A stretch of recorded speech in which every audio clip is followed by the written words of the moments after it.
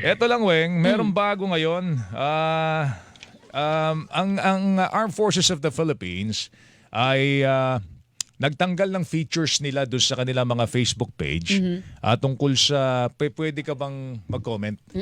Kasi Weng, yung mga trolls diyan nagkalat. Diba? At Kayo naman. nagkalat ang mga trolls diyan. Ang ginawa ng AFP, tinanggal nila yung comment section. Oo. So hindi ka pwede mag-comment. Pwede ka lang mag-emoji, siguro emoji ka Siguro. ng smiling or kaya yung mad face, 'di ba? At kung ano-ano pa. Pero bawal yung yung hindi ka makakapag-comment kasi siguro naapektuhan ng AFP doon sa moral nila dahil binabanatan sila. At saka yung panawagan din kasi ni dating Pangulong Duterte na kumilos na ang Oo, militar sa gitna ng umpugang Kita mo, politika.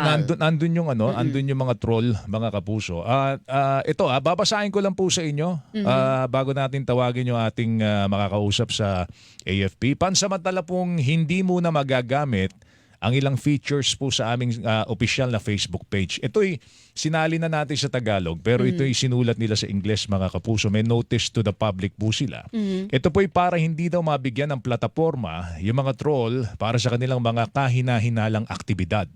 Ang mga troll farm ay banta sa ating lipunan kaya mas pinili po naming wag silang bigyan ng kapangyarihan na isulong ang tangkang pagpakalat po ng maling impormasyon o kaya maling mensahe.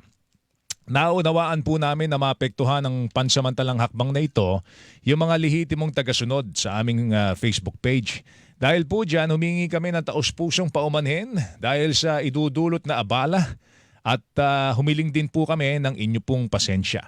Umaasa kami sa inyong patuloy na pangunawa at suporta. Ang pagpapalabas po ng mga pahayag, mensahe at impormasyon tungkol po sa aming mga aktibidad patuloy na matutunghayan sa aming mga opisyal na channel at mga lehitimong media organization.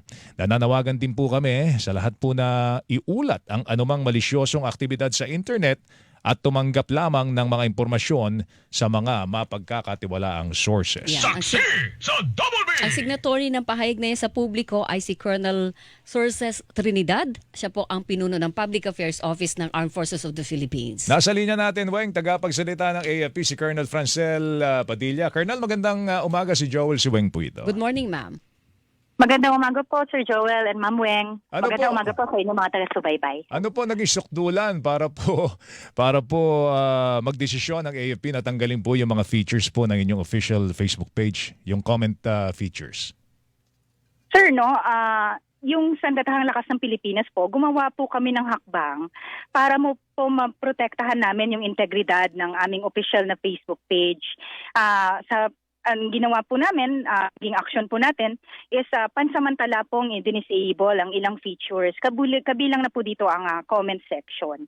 Ang desisyong ito, sir, ginawa po para po namin malabanan yung mga malisyosong aktibidad po, no, at saka disinformation po na nagmumula sa ibang mga dayuhang entities at iba pang mapanirang grupo.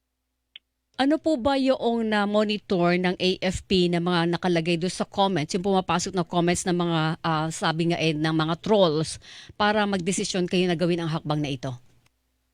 Sa ngayon, ma'am, we are conducting cyber forensics on this. Opo. Yes, ma'am. Okay. Ano po ba? Yung may nang uudyok ba, naninira sa AFP? Ano ma'am yun na-monitor yung mga messages?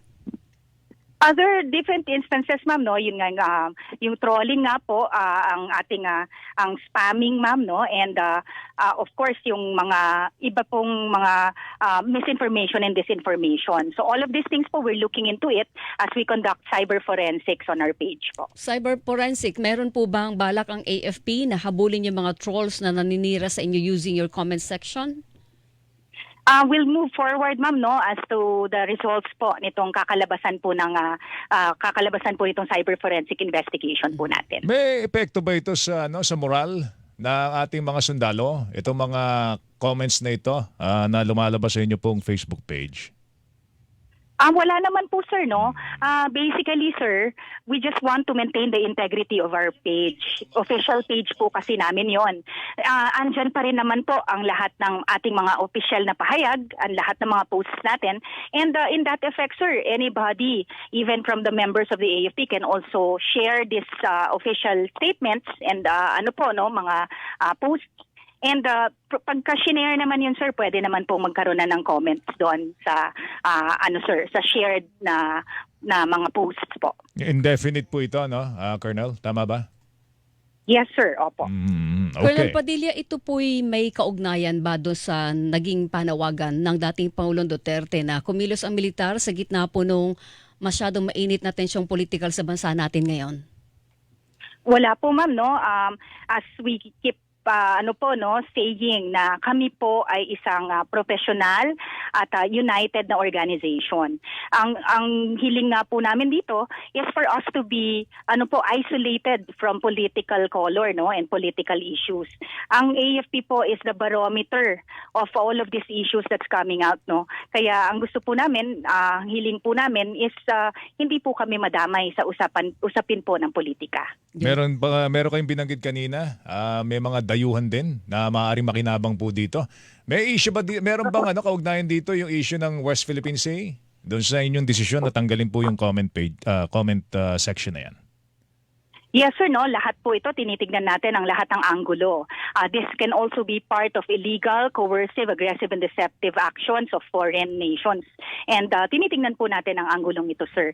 Ang gusto po natin ipahiwatig talaga dito, sir, is hindi po dapat tayo malihis sa bigger picture and the bigger challenge that we're facing right now.